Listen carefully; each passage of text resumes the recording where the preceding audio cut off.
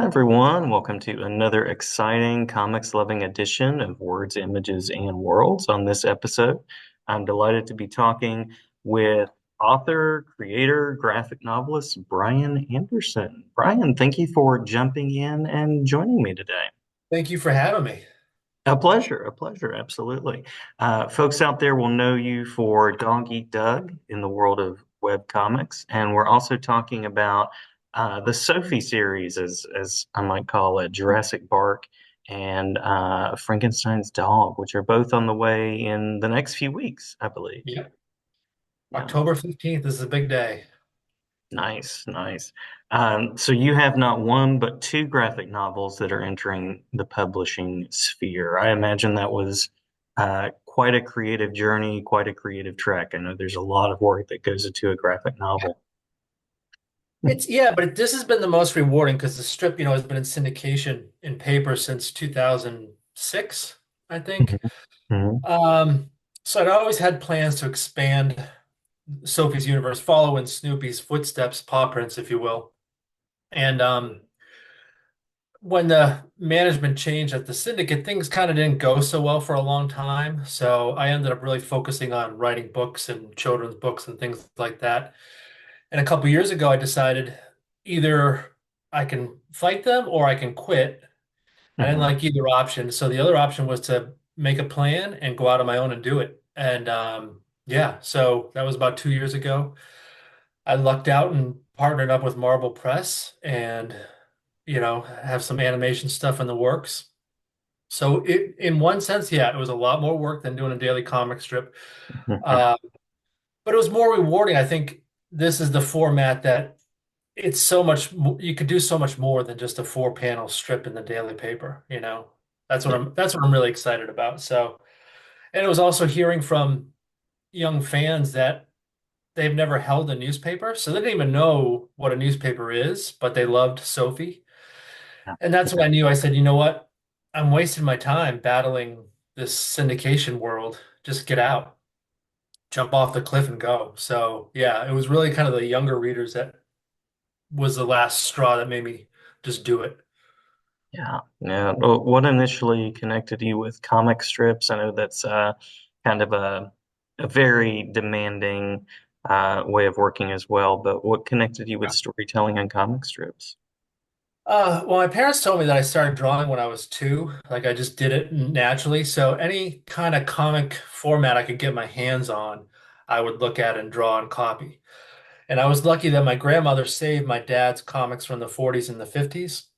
So Hmm. I had the early Peanuts, which are very different than the ones we grew up on. Hmm. Hmm. So I've always been influenced by that. I had access to Pogo, um, Charles Adams, his New Yorker cartoons. My dad had collections of those. The early Mad magazines with Wally Wood, the hardcover editions of Mad magazine. Um, so I kind of had this really unique education. I never took formal lessons.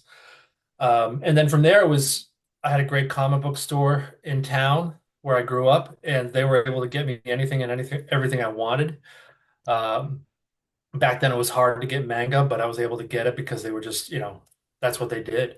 So that was always the goal to go into comics and, and the newspaper thing. I had been working in screenwriting and stuff before that took off. But yeah, in the end, it was my dog, Sophie, that inspired it. I was Hmm. working on two separate comics that syndicates were interested in, but I didn't like them and I didn't want to commit 10 years of my life to doing them. Yeah, yeah. Just one day playing with Sophie, the whole idea popped into my head. It was one of those moments that you hear about. Hmm. Every time it's ever happened, but the entire concept, everything all at once. And I just sat down and started doing it and just been kind of going since then. Love that. Yeah. And as far as the sort of writing for all ages, creating for all ages and young readers space, what inspired you to work in that particular world? It's weird. It's because it was never, I never thought, oh, I want to write for kids. I kind of always did what I liked to do and what I thought was funny.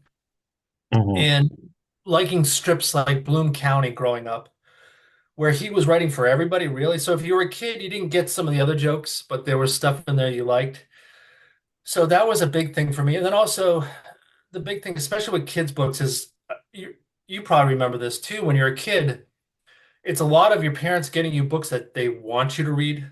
Mhm. This is what I want you to learn. This is the lesson. And you see that a lot with books, celebrity books when they write a kid's book. It's from, oh, this is what a children's book is. You teach them this, the kids do, they're a tough audience. Yeah, yeah, So, it's where the wild things are at syndrome. That's what they want. So I never looked at marketing or sales or genres or niches. I just wrote true to the characters, and what was funny. And you find out over time, you learn, oh yeah, that resonates with other people. yeah, yeah, definitely. And I just think of like the Full House lesson of the episode kind of thing, and like, yeah, that's definitely a trope that has been worn for sure. Yeah, because it's gonna be with like Sophie, especially now what I can do with these books is she is on it, she's growing. So you're gonna see each book has an overall theme. She Hmm. has an overall arc. And these crazy adventures, it's a matter of just making up these insane, silly adventures and then finding out where they fit on that journey.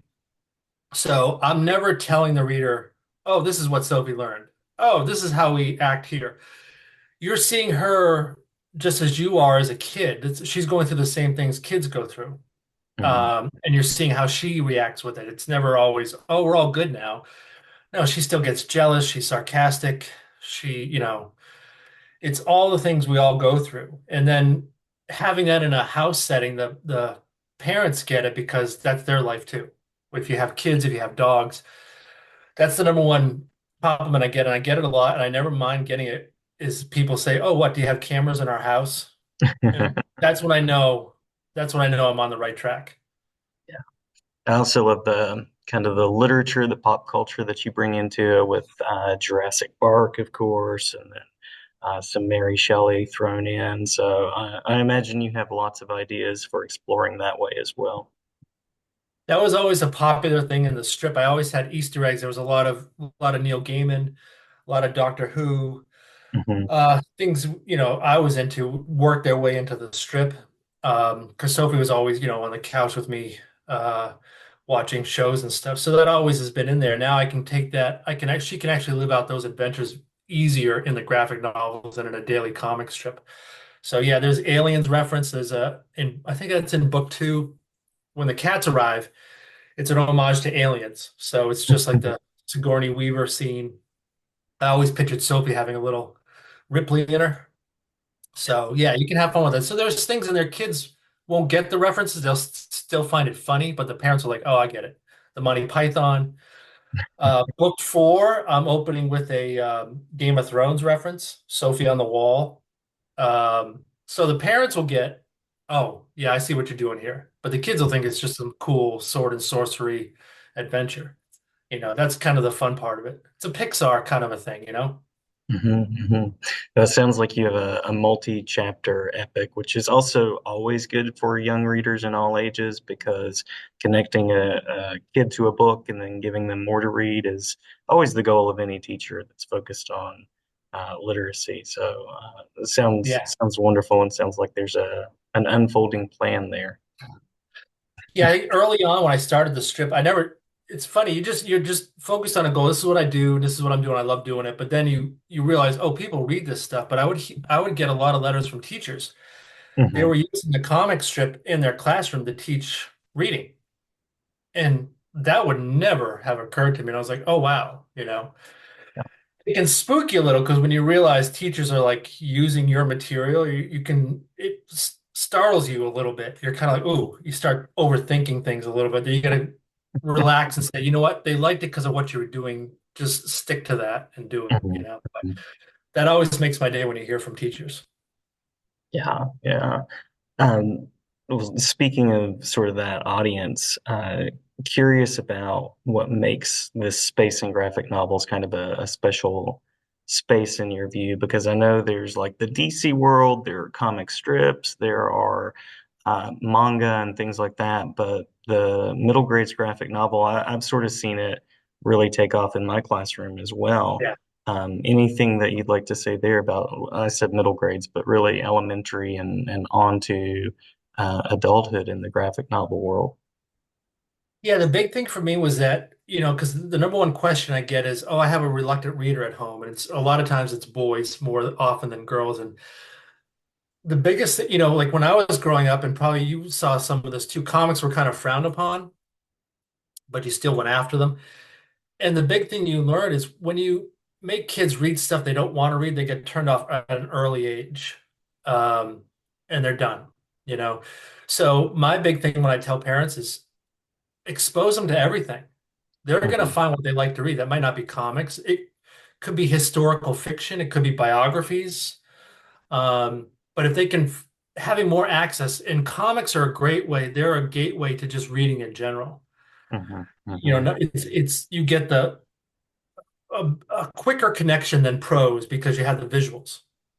So kids can get attached to characters very, very quickly in the first few pages. And now you've got a reader for life.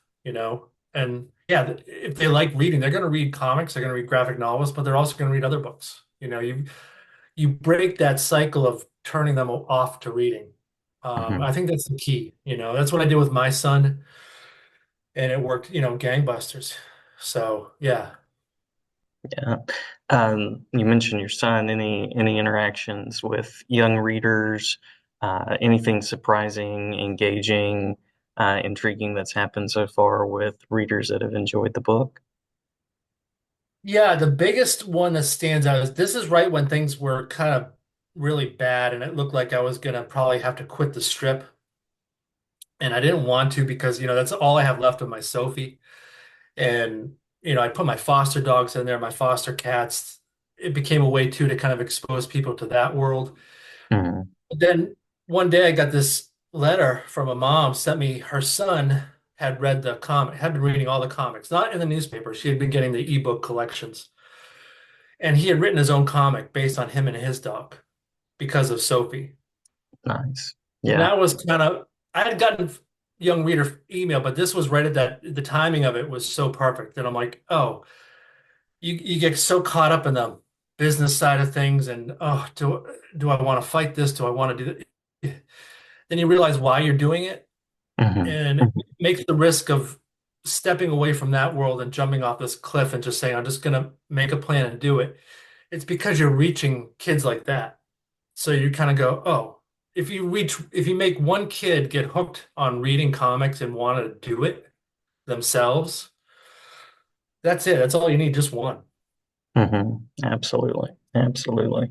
Well, I too have a Sophie that was a dog of mine for 11 years, so that touches a special chord with me as well. She was a little antisocial, but I loved her, and still do. Um, so that definitely resonates. Any particular place that people can go to find out more about your work? Yeah, BrianAndersonWriter.com is the same as DogEatDoug.com. If you go to either one of those, you'll find you can read the comic strips there. You can sign up for the newsletter. I give away original art every month, and we'll be having some more exciting giveaways for the launch. You get all the news, you get updates on my foster dogs and all that stuff too, all the kind of fun stuff. Then I'm on Instagram at Dog Eat Doug Comics, I think is Instagram, and it's almost all comics. Awesome. Have we missed anything in the talk through that you want to make sure to share before we close out? I don't think so. I mean, I think the biggest thing I'm proud of with these is that it's not just a book you hand off to your kids. Hmm. It's going to be the same as I try to do with the same with the comics. I had grandparents reading with their grandchildren, parents reading with their kids. That's how most kids found it was through their parents. So to me, that's the biggest thing I'm proud of. It's just not another book you hand off and they read it and they forget about it. It's Hmm. something the whole family can read. They'll everybody there's laughs in there for everybody. And yeah, I get the big thing too is I get messages from people when they saw the books coming out. They're like, "Oh, I grew up on that comic strip." And one, yeah, it makes you feel old, but at the same time, you're like, wow, that's you never thought about it from that perspective. That's people that read it when they were young, but they still love it. And Hmm. there's still something there for them. So I think that's a big thing for me. It's exciting that getting families to read together, Love you that. know. So yeah. Yeah. Well, I'm certainly glad that you're out doing the work that you're doing. Glad that you're putting these books together for classrooms, for readers. and glad to have you back on as the graphic novel journey is unfolding. And thank you Yeah. for we'll talk.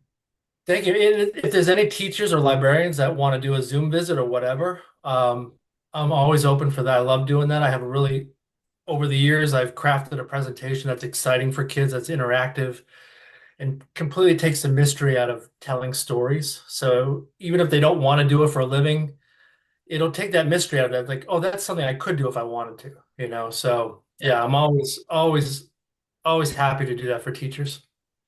love that. And school visits are a powerful way to connect Yeah. readers because students don't always see that there's a person, an artist behind the Mhm. book, Yeah. just sort of see the finished product. So just sort of sending support for that as well. And I hope that lots of teachers will reach out to you and take advantage of that. Yeah. I'm always happy to do it. Awesome, awesome. Well, again, many, many thanks.